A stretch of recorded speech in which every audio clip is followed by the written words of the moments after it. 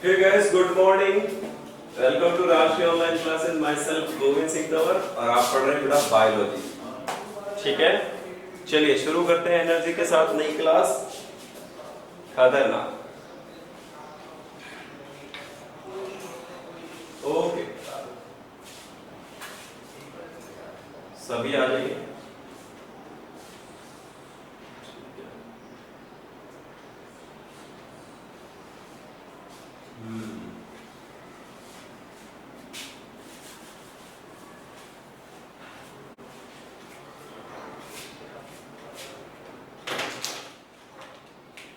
करें शुरू बच्चों. ठीक है, तो एक बार वीडियो ऑन कर ले जो बच्चे आ चुके हैं. Welcome to my class. आप सबका स्वागत है और हम बिल्कुल पढ़ने के लिए तैयार हैं. बहुत ही इंटरेस्टिंग टॉपिक है बेटा आज का, जिसका नाम है क्या? उसका नाम है chapter number 16. Yes,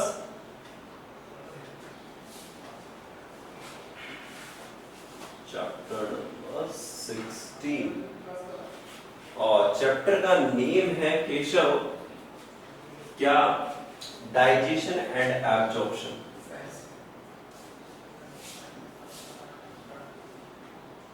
digestion and absorption. Okay बच्चों, डाइजेशन एंड एब्जॉर्प्शन. तो समझते हैं इसको, ये क्या है, क्यों है और कैसे है. देखो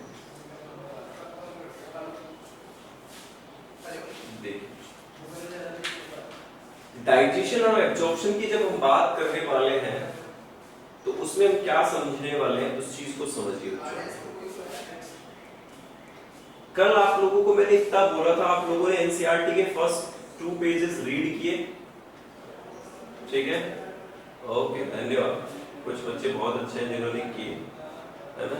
सारे बच्चे अच्छे हैं. ठीक है, अब सुनो बच्चों, आज हमें क्या करना है. आज हम समझेंगे इस ह्यूमन फिजियोलॉजी को कि सर ये ह्यूमन फिजियोलॉजी कैसे काम करती है. ह्यूमन फिजियोलॉजी, तो इसके लिए समझिए बच्चों,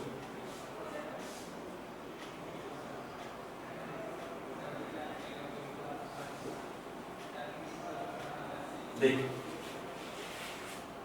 हर एक ऑर्गेनिज्म को एनर्जी की रिक्वायरमेंट है. We also required energy because हम भी तो एक ऑर्गेनिज्म है. अब वो एनर्जी हम यूज करते हैं अदर एक्टिविटीज के लिए. आप पढ़ रहे हैं, जैसे भाग रहे हैं, दौड़ रहे हैं, एवरीथिंग जो भी कर रहे हैं, तो it will be consume energy. वो एनर्जी को कंज्यूम करता है. तो एनर्जी को दिया किसने? फूड ने दिया. किसने दिया बच्चों? फूड ने दिया. देखो फूड ने. और फूड कैसा होना चाहिए? न्यूट्रिएंट, जिसमें बहुत सारा न्यूट्रिशन हो बच्चों. क्या हो? जिसमें बहुत सारा न्यूट्रिशन हो. तो वो बैलेंस डाइट कहलाती है. बैलेंस डाइट कहलाती है. इतना क्लियर है बच्चों? ठीक. अगर हम देखें तो हमारी बॉडी के अंदर न्यूट्रिएंट्स की जरूरत पड़ती है. हमें किसकी जरूरत पड़ती है बच्चों? न्यूट्रिएंट्स की. और फूड यानी बैलेंस डाइट के अंदर तो क्या क्या होगा? सबसे पहले इस बैलेंस डाइट को हम 2 कैटेगरीज में डिवाइड करेंगे. एक तो क्या है बच्चों आपके? Macro nutrients. मैक्रो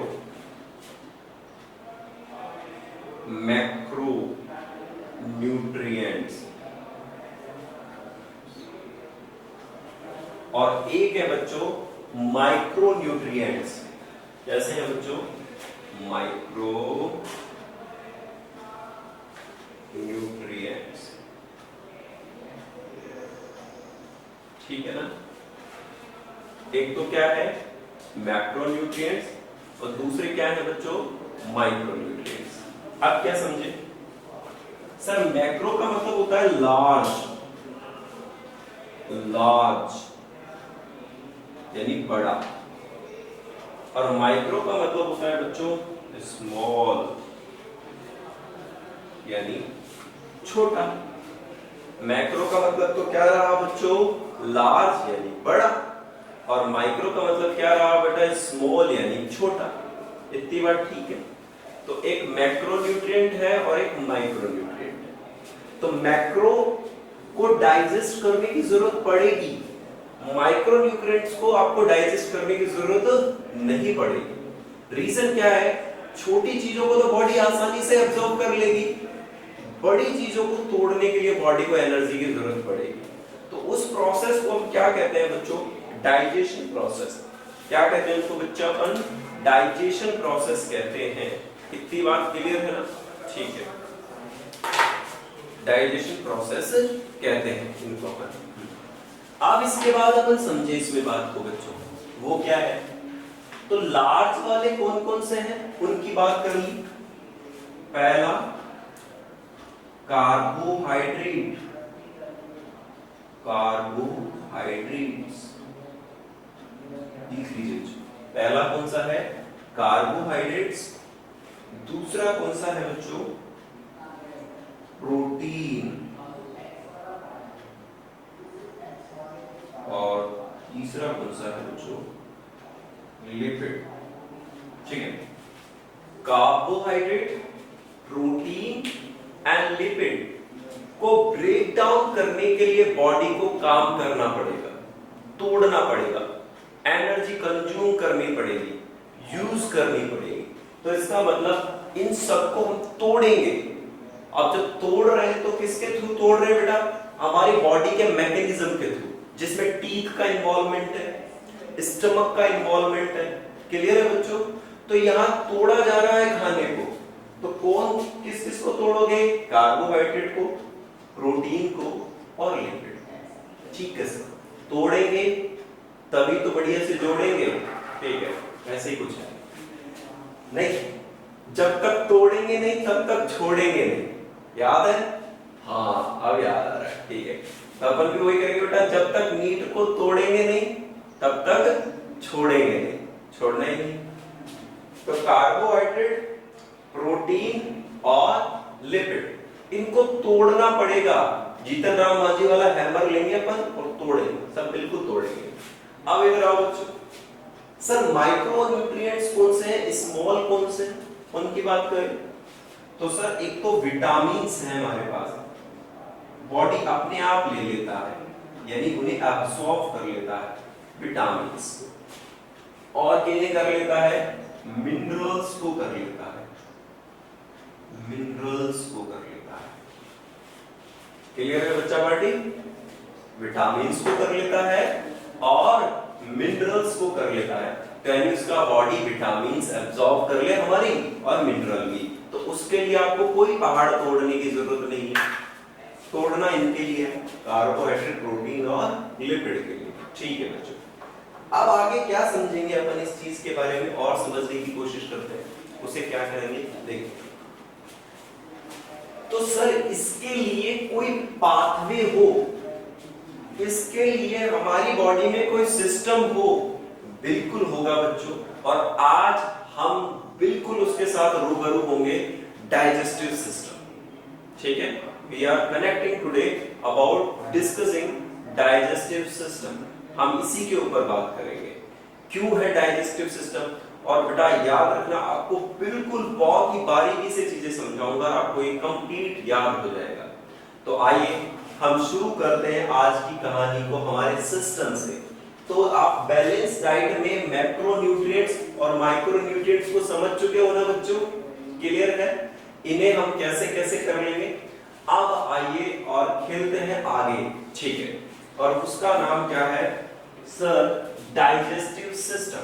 ठीक है बच्चों, तो देखो अब सुनो, क्या डाइजेस्टिव सिस्टम पूरी दुनिया के पास है? सर है तो सही, सबको खाना चाहिए ना, बिल्कुल चाहिए, चाहे वो छोटे से छोटा इंसेक्ट भी हो और बड़े से बड़ा ह्यूमन भी हो। हम सब बड़े ही, ठीक है, आप छोटे। अब हमें सबको खाना चाहिए, हम सबको न्यूट्रिशन चाहिए। तो न्यूट्रिशन के लिए हमारी बॉडी को क्या चाहिए बच्चों, उसे तोड़ना होगा। सपोज करो गवर्नमेंट हमारे को राशन देती है, अभी मिला लॉकडाउन में भर भर के मिला सबको खूब, ठीक है। हाँ, तो उस राशन को बनाने के लिए हमें रसोई गैस चाहिए, एलपीजी सिलेंडर चाहिए, यस या नो? या हमारे पास कुछ और सोर्सेज हो, चूल्हा वगैरह हो, जैसे भी हो। तो मुझे बताओ बिना आग के खाना पकाया जा सकता है क्या? नहीं। तो बिना डाइजेस्टिव सिस्टम के खाना पचाया जा सकता है क्या? नहीं। तो इसका मतलब आपकी बॉडी में डाइजेस्टिव सिस्टम रहना चाहिए, जरूरी है। सिंपल ऑर्गेनिजम्स के पास भी डाइजेशन का प्रोसेस था और हमारे पास भी है। अच्छा, तो कैसे? सबसे पहले आपको समझाता हूं। एनिमल्स को 3 कैटेगरी में डिवाइड करना है, आप बताना आप कौन सी वाले में आते हो, ठीक है। अब सबका असली चेहरा बाहर आने वाला है, देखो वो कैसे, सुनिए। एक तो होता है बेटा हर्बीवोरस, हर्बीवोरस। एक होते हैं बच्चों कार्निवोरस, कार्निवोरस। और एक होते हैं बच्चों ओमनीवोरस, ओमनीवोरस। क्लियर है? हर्बीवोरस, कार्निवोरस और ओमनीवोरस, ये आप 10th में पढ़ के आए है ना? बिल्कुल। और तो जब ये तो मेडल जीत के आए, कुछ बच्चे तो मेरिट वाले बैठे हैं यहाँ पे। अच्छा अच्छा, आप लोगों का ये फोटो आया था ना अखबार में? हाँ सही है, ठीक ठीक, बच गए, एग्जाम लगे ही नहीं आप लोगों के। सही है बच्चों, सही है। ऐसी किस्मत लिखवा के लाओ बढ़िया वाली, शानदार। हम ही लोग हैं जो बस पढ़ के आए। हर्बीवोरस, कार्निवोरस और ओमनीवोरस। क्लियर है बच्चों? हर्बीवोरस वो होते हैं हरा भरा खाएं, ग्रेजिंग ग्रास या प्लांट्स को खाएं, ठीक है बेटा। तो वो होते हैं plants eating, plants eating animals. कौन है बच्चों? प्लांट्स ईटिंग एनिमल्स, जो प्लांट्स को खाते हैं, ठीक है। एग्जाम्पल क्या ले ले? काऊ, गाय हमारी माता है, हमको सब कुछ आता है, ठीक है बच्चों। तो गाय, काऊ को हम ले चुके हैं। तो प्लांट्स ईटिंग, तो सर कई बार तो गाय का खाना हम ही खा जाते हैं। जैसे सपोज करो हमने पालक की फसल उगाई और पालक तो हम ही खा गए, गाय भी खा जाती है।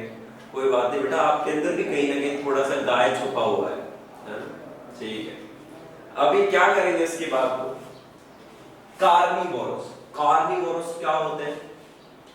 जो फ्लैश ईटिंग हो, दूसरों को मारकर खाते हैं। किसको मारकर खाते हैं? दूसरों को। गलत बात है ना, दूसरों को मारना गलत बात है। सबको जीने का अधिकार है। अब की बार सबका आधार कार्ड बनवाएंगे हम, मुर्गे का भी, बकरे का भी, सबका आधार कार्ड बनवाएंगे, ठीक है बच्चों। हाँ करेंगे ऐसा। तो देखो भाई साहब, हमारी पॉपुलेशन में से कैसे मिसिंग होते जा रहे हैं। हाँ, आज बारिश बढ़िया हुई, चलो कुछ नया बनाते हैं। ऐसा कैसे बनाते हो भाई, ठीक है। हाँ तो देखो कार्निवोरस, कार्निवोरस कौन होते हैं बच्चों? फ्लैश ईटिंग, जो मीट या मांस खाते हैं। तो देखिए flesh eating, okay, flesh eating, जो मांस खाते हैं, ठीक है। अब सर ऐसा तो सही है, तो हमारा लॉइन क्या करेगा? टाइगर क्या करेगा? वो थोड़ी उपवास करेगा या नवरात्रे करेगा, है ना? उसको तो चाहिए बच्चे को, ठीक है। तो भैया उसको खाने के लिए क्या चाहिए? कार्निवोरस को फ्लैश चाहिए।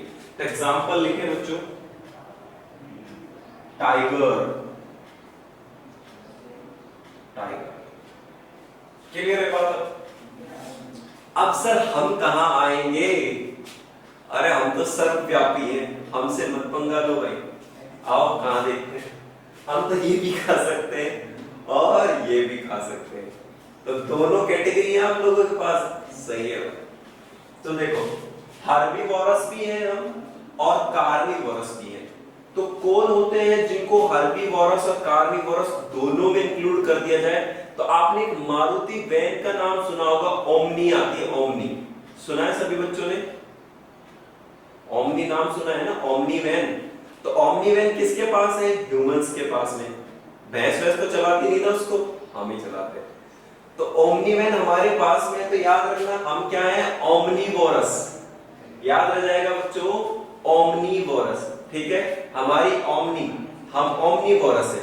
आओ, हम कुछ भी खा सकते हैं, टक्कर तो दो, फ्लैश भी खा सकते हैं और प्लांट्स भी खा सकते हैं। वेजिटेबल्स में हम प्लांट्स ही तो खा रहे हैं ना, आप स्पिनच, पालक खा रहे हो, टोमेटो खा रहे हो, सब प्लांट प्रोडक्ट्स ही तो है बच्चों। तो ठीक है, हम प्लांट्स भी खा सकते हैं। तो ओमनीवोरस कौन हो गए? Plants and flash eaters, flash eaters. और उसमें कौन है? महान मनुष्य, महान मनुष्य। ठीक, तो एग्जांपल में लिखेंगे द ग्रेट ह्यूमन। ओके, इतनी बात क्लियर है? नई तस्वीर दिख रही है आज हमको? ठीक है, थोड़ी दया करो इन जीवों पे, इनको भी बेचारा भगवान ने कुछ दिया है ना, दया करो। किसी के फैमिली मेंबर को क्यों मारते हो? उनको कोरोना नहीं मार रहा, तुम मार देते हो। ठीक है, अब आगे चलते हैं बच्चों। अब आगे चलेंगे और हम समझेंगे डाइजेस्टिव सिस्टम को। तो डाइजेस्टिव सिस्टम का फोटो कितने लोगों ने बनाया कल? किस लोगों ने बनाया है क्या फोटो डाइजेस्टिव सिस्टम का बच्चों? How many students drew digestive system diagram? Can you show me? Hey Himanshu, how are you? शानदार, he is a great person. Himanshu ने बनाया बच्चों। और बताओ, सबने बनाया है क्या? ना, औरों को क्या जरूरत है? खुद का डाइजेस्टिव सिस्टम अंदर ही तो है सर, बाहर बनाने की क्या जरूरत है? हमारे अंदर है, उसे क्यों बाहर बनवा रहे हो? सही है बेटा, बोर्ड एग्जाम में भी नंबर बेटा मेरे अंदर ही है, बाहर देने की जरूरत नहीं है ना? ऐसा ही रहेगा कॉपी में भी। ठीक है, टिट फॉर टैट। अब सुनो बच्चों, डाइजेस्टिव सिस्टम को समझने के लिए आपको क्या समझना होगा? देखो, डाइजेस्टिव सिस्टम को दो पार्ट्स में डिवाइड करते हैं। तो देखो, पहले तो डाइजेस्टिव सिस्टम के नाम समझ लेते हैं ना। हमारा नाम घर पे सोनू, फिर स्कूल में रोहित, फिर मामा के कुछ मोनू, ऐसे अलग अलग नाम हो जाते हैं हमारे सारे के सारे जगह। तो हम पहले समझते हैं डाइजेस्टिव सिस्टम के सिनोनिम्स कितने हैं, उन्हें किस किस नाम से जाना जाता है, तो आप कंफ्यूज नहीं होंगे। जैसे जैसे आपका लेवल अप होता चला जाएगा, आपको डाइजेस्टिव सिस्टम एक अदर नेम से मिलेगा। है सर? हाँ बिल्कुल, देखो तो सही बताते हैं। देखो, डाइजेस्टिव सिस्टम को, डाइजेस्टिव सिस्टम को हम क्या कहते हैं? एक तो कहते हैं एलिमेंट्री कैनाल। ये क्या है सर? ये बार बार आएगा बच्चों, एलिमेंट्री कैनाल। ये वो ट्यूब है, एक तरफ से खाना आएगा, दूसरी तरफ से जाएगा, इसमें सारा खेल हो जाएगा बच्चों। ठीक है, तो इसे कहते हैं एलिमेंट्री कैनाल। क्लियर है बच्चों? दूसरा, इसको एक और नाम दे देते हैं, GI ट्रैक्ट। क्या कहते हैं बच्चों? GI tract. पूरा नाम पता कर लेते हैं, शॉर्ट फॉर्म से काम नहीं चलेगा। Gastro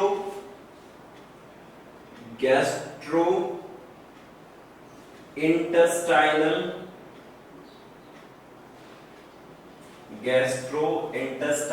tract. मजेदार बात हो गई। Gastro intestinal tract, GI tract, और क्या है बच्चों? Alimentary canal. इतनी समझ में आ गई क्या? Okay, digestive system, alimentary canal, GI tract, या फुल फॉर्म में जाने तो गैस्ट्रो इंटेस्टाइनल ट्रैक्ट कह सकते हैं अपन इसको। शानदार बच्चों, बहुत ही गजब। अब हम क्या करें? कुछ तो करें।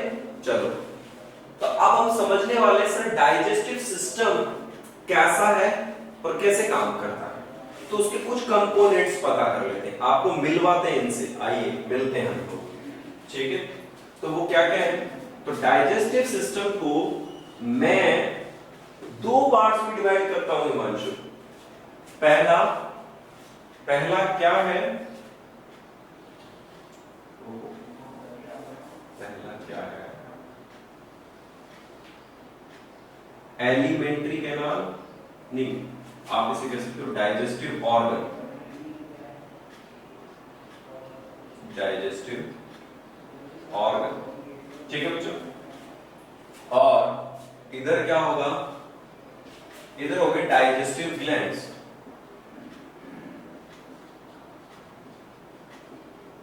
डाइजेस्टिव ग्लैंड, ठीक है बच्चों। पूरे चैप्टर का ओवरव्यू यही है बच्चा, अगर आप समझ में आ गया तो देखो, बस यहीं से समझने की शुरुआत है। हाँ ओके, देखो एक बार बेटा सभी है ना सुनो आराम से, नितेश बाद में राइट करना, पहले आप लोग सुनो देखो फिर बाद में देखो, ठीक है। आपको पहले फोकस यही करो सर, डाइजेस्टिव ऑर्गन और उधर सर डाइजेस्टिव ग्लैंड्स, ठीक है। तो पहले मेरा मन कर रहा है मैं डाइजेस्टिव ग्लैंड बता दूं, चलो बता देते। तो पहले डाइजेस्टिव ग्लैंड्स में क्या क्या है, सलाइवरी ग्लैंड, आई थिंक ये दिख नहीं रहा होगा आपको, तो हम ब्लू कलर यूज कर लेते हैं, तो सभी खराब। चलो सलाइवरी ग्लैंड, ओके। पहला क्या लिखा है, सलाइवरी ग्लैंड, सलाइवा, आपके माउथ में जो सलाइवा होता है उसको हम सलाइवरी ग्लैंड्स के थ्रू ही लाते हैं, तो उसे सलाइवरी ग्लैंड्स कहते हैं। दूसरा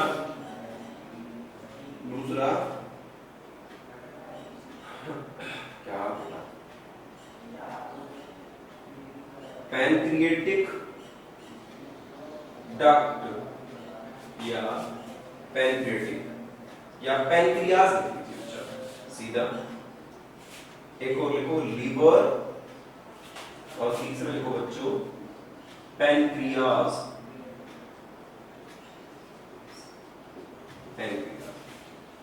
सलाइवरी ग्लैंड, लीवर और पैनक्रियाज। आपको पता है आपकी लीवर सबसे बड़ी ग्लैंड है, लेकिन कौन सी है, एक्सोक्राइन।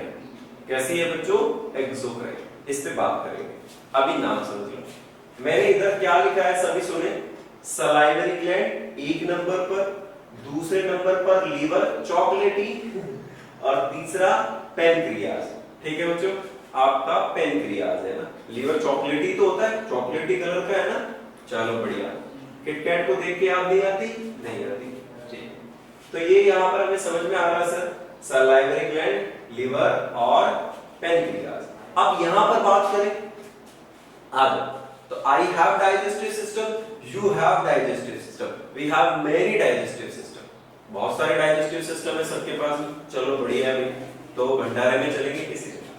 अब डाइजेस्टिव ऑर्गन की अगर हम बात करें सबसे पहले, तो पहला क्या रहेगा, पहला रहने वाला है बच्चों माउथ, आपका मुंह, जहां से खाना जाए, सबसे पहले आपके पास माउथ है, यस या नो, ओहो सबके पास है, चलो बढ़िया। तो माउथ,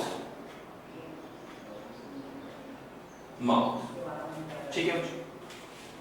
अब यहां से माउथ के बाद अगर हम जाएंगे तो हमारे अंदर की तरफ, माउथ के अंदर एक कैविटी है जिसे हम कहते हैं बकल कैविटी या ओरल कैविटी। ओरल बी आता है ना, ब्रश, ओरल बी मतलब अंदर की सफाई, मुंह की सफाई। तो ओरल कैविटी या बकल कैविटी कह दो रे, जो मन करे वो कहो, ठीक है। तो सर बक्कल कैविटी और ओरल कैविटी, ठीक है। एक तो क्या कहने वाले बच्चों, बक्कल कैविटी और एक क्या कहने वाले हैं उसको, ओरल कैविटी। दोनों एक ही नाम है ना, दो अलग अलग चीजें नहीं है, चीज एक ही है दोनों की दोनों। आगे इसके बाद क्या होता है, इसके बाद आपके पास एक ट्यूब है, उस ट्यूब का नाम है ईसोफेगस। क्या नाम है, ओसोफेगस या ईसोफेगस, आप कह सकते हैं। तो ईसोफेगस, बताओ बच्चों समझ में आ रहा है नहीं इतना? ओके सर, बकल कैविटी पता चला, ओरल कैविटी पता चला, ईसोफेगस पता चला। आप क्या पता करें, अब हम फोर्थ पता करने वाले हैं बेटा। ईसोफेगस के बाद में आपके पास होता है स्टमक, किसी का छोटा किसी का बड़ा, एक्सटेंड कर लेता है स्टमक बेटा, ठीक है। तो mouth, buccal cavity, oral cavity, oesophagus और स्टमक, ठीक है। अच्छा, मुझे उस स्टमक से कुछ ना आ रहा है, थोड़ी हंसी भी आ गई, कोई बात नहीं, चलो शेयर कर लेते हैं आपके साथ। चलो अच्छा, जो मोटे लोग हो जाते हैं, सॉरी है ना, कोई मोटा ऐसा मन पे मत लेना, जो मोटे लोग हो जाते हैं, फैटी हो जाते हैं, फैटी, तो ऐसा क्यों नहीं होता, उनकी बाइसेप्स बड़ी दिखनी चाहिए, है ना, उनका चेस्ट बड़ा दिखना चाहिए, है, उनका बैक बड़ा दिखना चाहिए। ऐसा नहीं होता, उनका पेट ही बड़ा दिखता है। ऐसा क्यों होता है, मुझे आप किसी को पता है ऐसा? फिर मैं बताऊंगा ऐसा क्यों होता है। पता है आप लोगों को? सर ना, मोटे लोगों का हमें एक ही आइडिया पता है कि उनका स्टमक बहुत मोटा होता है, सही है ना, ठीक है। तो वो फैटी है मतलब। अब देखो फैटी का मतलब क्या है, आपको मोटापे का राज बताता हूं, ठीक है देवांशु, सुनो। तो क्या करना है, हमारी बॉडी में फैट का डिपोजिशन होता है। जैसे मान लीजिए अपन ओवर एक्सेस ऑफ फैट खा रहे हैं, आजकल के ट्रेंडिंग में सारे बच्चों को है ना फास्ट फूड पसंद है ना, सब बच्चों को फास्ट फूड, ठीक है। तो फास्ट फूड और फैटी में ज्यादा अंतर नहीं है बच्चों। तो फास्ट फूड में क्या होगा, कोलेस्ट्रॉल होगा, ठीक है, और फैट होगा, तो वो आपके बॉडी में डिपोजिट होगा। तो अभी याद रखना, आपके दिमाग में ये बात डाल लेना, हमारी बॉडी में जो फैट डिपॉजिट होता है उसका नाम है एडिपोज। क्या नाम है बच्चा, एडिपोज टिश्यू के नाम से आता है। किस नाम से आता है, एडिपोज टिश्यू के नाम से। तो एडिपोज टिश्यू आपकी बॉडी में जहां जहां जम रहा है, आपका वो वाला पार्ट ठीक ही दिखाई देगा, मोटा दिखाई देगा, क्लियर? तो याद रखना, हमारा जो स्टमक है इस पर सबसे मैक्सिमम एडिपोज टिश्यू डिपॉजिट हो सकता है। इसलिए आप देखो होगा, जो लोग वेट लूज करते हैं सबसे पहले उनका स्टमक ही अंदर जाता हुआ दिखता है, सही है ना, ऐसा ही है ना। जिनका वेट लॉस होता है उनका टमी अंदर चला जाता है, क्योंकि वहां से क्या खत्म हो गया है बेटा, एडिपोज टिश्यू। क्या खत्म हो गया है वहां से, एडिपोज टिश्यू। तो सब इसी का खेल है, इसी के लिए आप पढ़ रहे हो, इसी के लिए मैं पढ़ा रहा हूं, कोई बात नहीं, ठीक है। तो स्टमक की बात कर ली हमने। आगे फिफ्थ में क्या लेने हैं अपन, इंटेस्टाइन।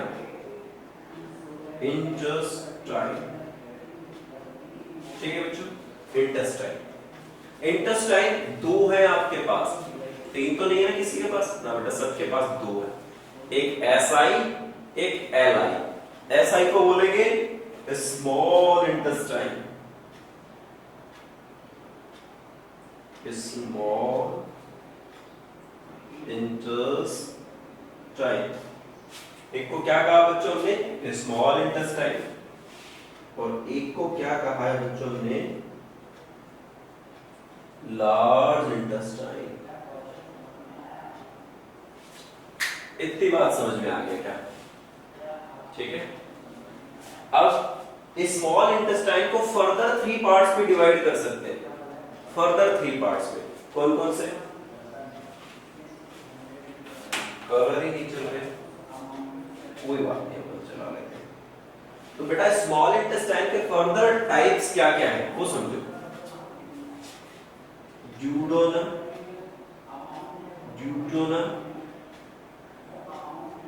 ज्यूजोनम,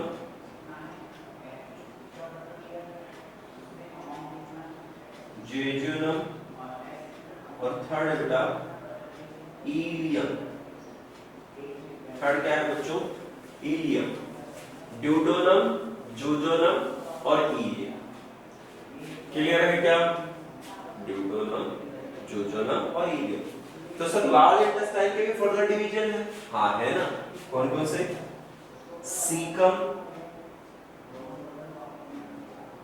सीकम, दूसरा है बच्चों कॉलोन, COLON कॉलोन, और रेक्टम, RECTUM। स्मॉल इंटेस्टाइन का फर्दर डिवीजन ड्यूडोनम, जूजोनम, इलियम। और इसके बाद लार्ज इंटेस्टाइन के बच्चे कौन कौन से? सीकम, कॉलोन और रेक्टम। इतनी बात क्लियर है क्या? बिल्कुल क्लियर है। आप सुनो बच्चों, अब देखो मेरे बच्चों, अब सर यहां तक बात समझ में आ गई। स्टमक के भी फर्दर पार्ट होते हैं, ठीक है? कौन कौन से लिखना चाहोगे? लिख लीजिए। कार्डियक,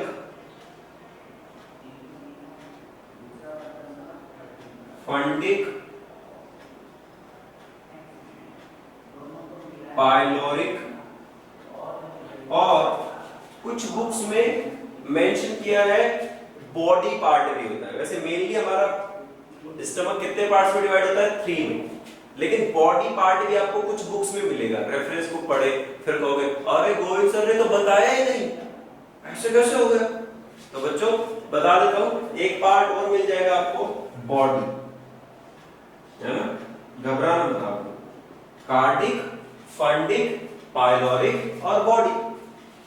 तो हमारा पेट 3 पार्ट में, लेकिन चौथे पार्ट को भी कहीं कहीं कंसीडर कर दिया गया है, क्योंकि चौथे की जब मैं बात करूंगा तो आपने सुना होगा रूमिनेंट्स। हमारे घर पे सबके पास होगा गाय या भैंस, ठीक है? तो गाय या भैंस को आप देखो कई बार दोपहर में क्या करती है वो? फेसबुक या व्हाट्सएप? नथिंग। वो सर मुंह चलाती रहती है अपना, है ना? मुंह चलाती रहती है और उससे झाग बाहर आता रहता है। It is called chewing. वो च्विंगिंग करती है अपने खाने के लिए, उसको कहते हैं रूमिनेंट्स। क्या कहा जाता है? रूमिनेंट्स। स्टमक पे डिस्कस करेंगे इसको, ठीक है बच्चों? ओके। अब क्या करना है? सलाइवरी ग्लैंड्स को भी फर्दर 3 पार्ट्स में डिवाइड कर सकते हैं। कौन कौन सी? Parotid, parotid gland,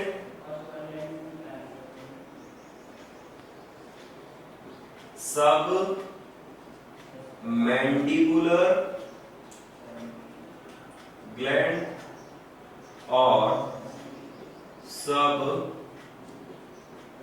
lingual gland.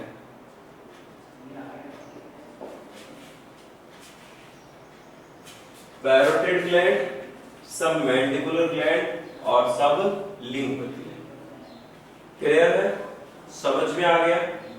चलो धन्यवाद जी। अब आगे चलें प्रभु, और आगे हम क्या करने वाले हैं उसे हम समझाते हैं आप लोगों को। देखिए, अब डाइजेस्टिव सिस्टम से थोड़ा सा हमारा ताल्लुक हो गया, थोड़ा थोड़ा मिलने लगा, समझ में आ रहा है कि सर ये पार्ट्स को अपन पढ़ेंगे। तो डाइजेशन थोड़ा लंबा चलने वाला है बेटा। ह्यूमन फिजियोलॉजी डेप्थ में जाएगी पूरी की पूरी, तो आप कंसिस्ट होकर के और बढ़िया से पढ़े, पेशेंस रखना बच्चे ना। रेगुलर पढ़ेंगे तो और मजा आएगा, तब मुझे और कनेक्टिविटी लगेगी आपके साथ में, है ना? चलिए आप सुनो बच्चों, आगे क्या करें? अच्छा, तो सबसे बड़ी ईसोफेगस किसके पास है? अमिताभ बच्चन के पास ना, क्योंकि उनकी हाइट बहुत ज्यादा है, ऐसा बोल रहा हूँ। सबसे बड़ी ईसोफेगस किसके पास है? किसी को पता है? चलो मैं बताता हूँ।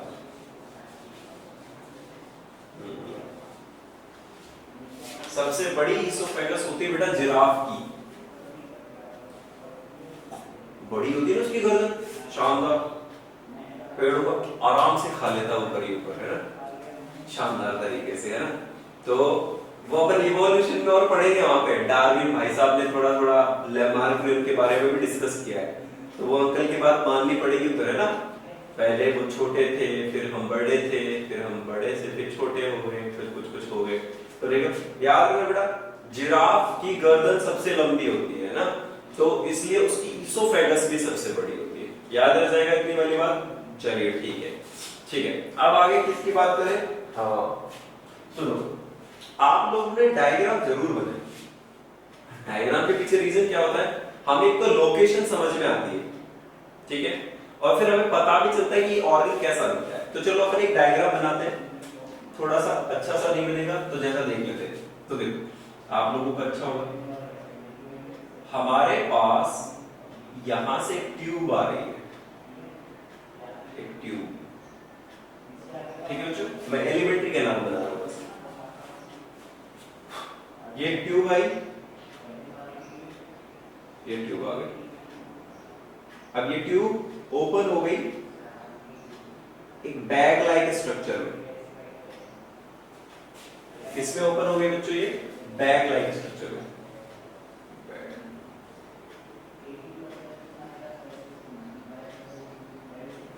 एक बैग लाइक स्ट्रक्चर में ओपन हो गई। तो देखो सुनो,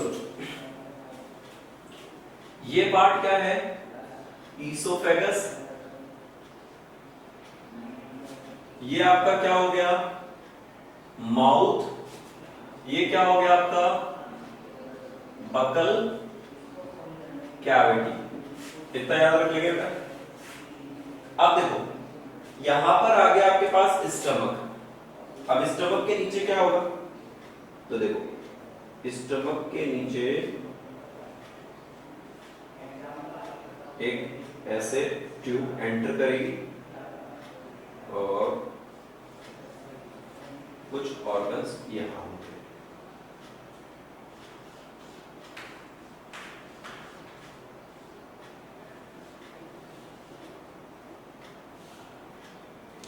देखो मैं सिंपली समझाने की कोशिश कर रहा हूं कि आप कैसे समझे इसको। देखो अभी, और यहां पर होगा आपका small intestine.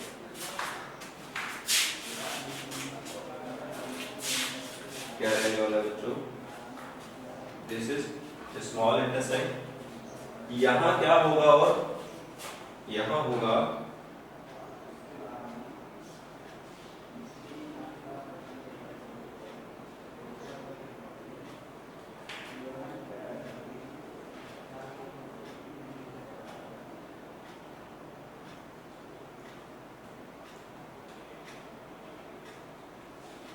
This structure is called liver. ठीक है बच्चों, ये हम यहां से आगे बढ़ा देते हैं, इसके कुछ ट्यूब्स यहां आ रहे हैं, लीवर। ठीक है बच्चों, इसके साथ में यहां एक और स्ट्रक्चर है लीफ लाइक। कैसा है बच्चों?